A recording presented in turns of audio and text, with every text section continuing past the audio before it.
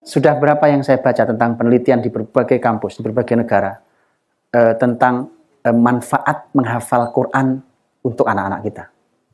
Ada yang meneliti dari sisi otak, ilmu otaknya.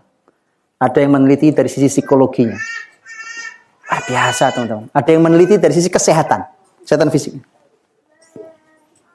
Jadi kita ini kehilangan potensi gara-gara kita kehilangan Quran. Quran itu Allah sebut cahaya, betul ya? Di antara nama Al-Quran adalah An-Nur. An-Nur itu artinya cahaya. Bayangkan kalau Quran itu masuk di anak kita, itu artinya kita memasukkan cahaya di anak kita. Nanti ada yang surat Al-Baqarah ayat 129. Ya, surat Al-Baqarah 129. Kemudian ada surat Al-Jumu'ah ayat 2 dan surat Al-Baqarah 151. Dimulai ayat pertama itu doa Nabi Ibrahim. Nabi Ibrahim waktu masuk ke Mekah doanya gitu. Rabbana wa ba'ats fihim rasulan minhum yatlu 'alaihim ayatika wa yu'allimuhumul kitaba wal hikmata wa yuzakkihim. Ya, innaka antal azizul hakim.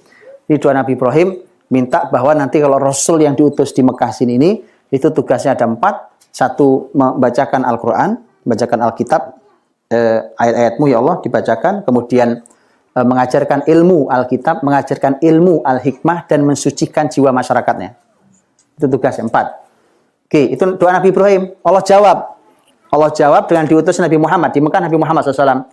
Jawabannya Al-Jumu'ah ayat 2. Huwaladzi ba'atsa fil ummiyina rasulan minhum. Dialah Allah yang telah mengutus seorang rasul. Nah, udah diutus sekarang. Telah mengutus seorang rasul. Yang fungsinya sama. Seperti diminta Ibrahim. Udah diutus, sudah. Tugasnya ternyata 4 juga.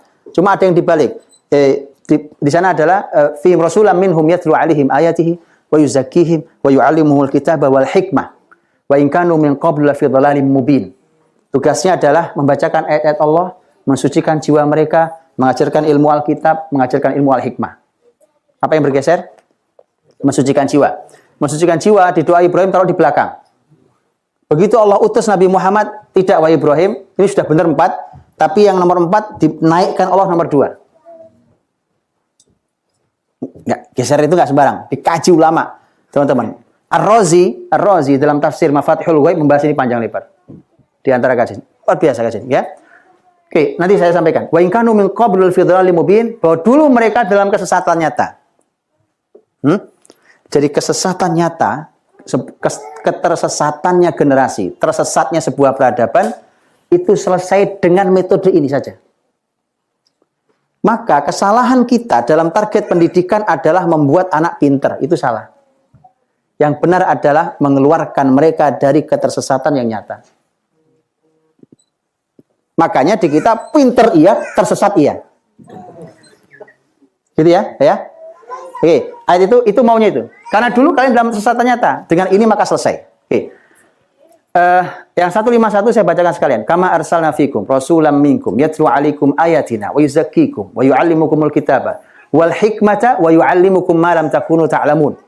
Sebagaimana telah kami utus seorang rasul di antara kalian yang tugasnya membacakan ayat-ayat kami pada kalian, mensucikan jiwa-jiwa kalian, mengajarkan ilmu Alkitab, mengajarkan ilmu Al-Hikmah dan mengajarkan ilmu apa saja yang kalian tidak tahu. Yuk kita susun ya, susun.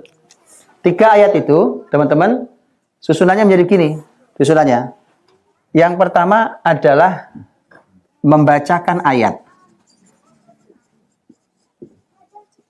Ini nanti merangkai sini ya, membacakan ayat. Sudah. Yang kedua adalah mensucikan. Mensucikan jiwa. Naik lagi. Apa?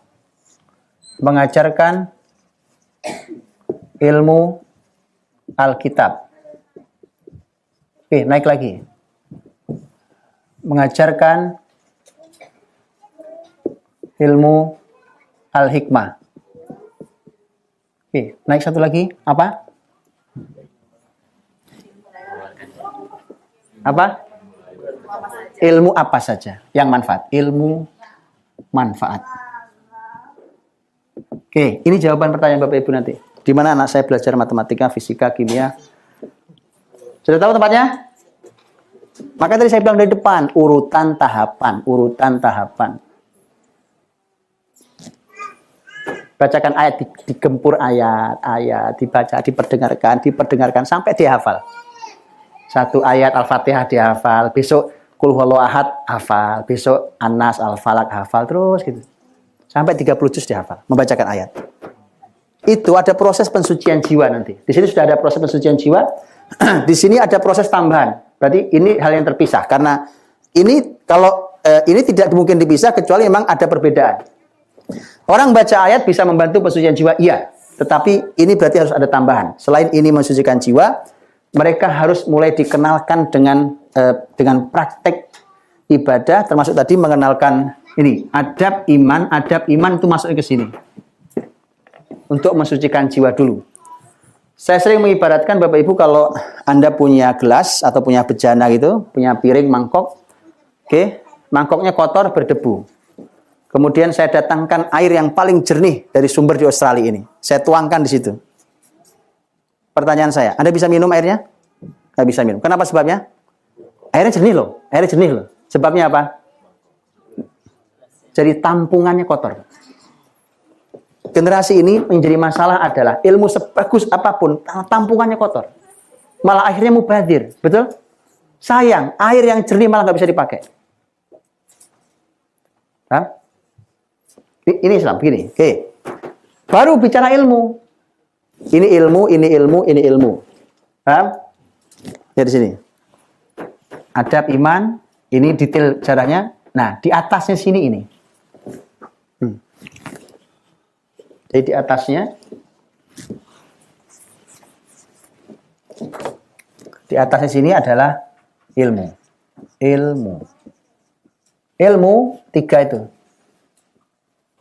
Ini ya, 1, 2, 3.